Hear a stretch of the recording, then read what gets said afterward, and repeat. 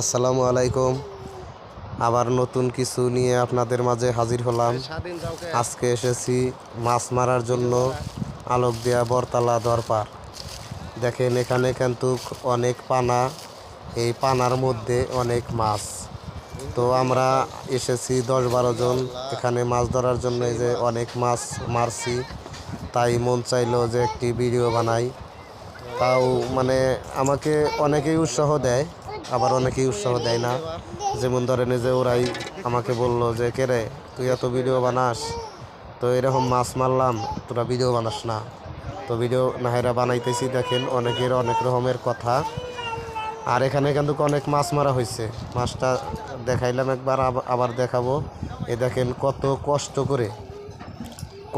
কষ্ট করে দেখেন এই যে মাছগুলো আমরা মাছ ধরছি আল্লাহর রহমতে অনেক, কিন্তু আমাদের পরিশ্রমটাই অনেক বেশি হয়েছে। কারণ দেখেন এই পানা উঠাইয়া আমরা জায়গা ফালা দিয়া তার বাদে এলো মাছগুনা মারতাইছি। এই যে একটা মাছ দেখেন, এই যে দইরা চাঙ্গা দিছে, আমরা কানে থেকে এইখান তো খুঁটলাম।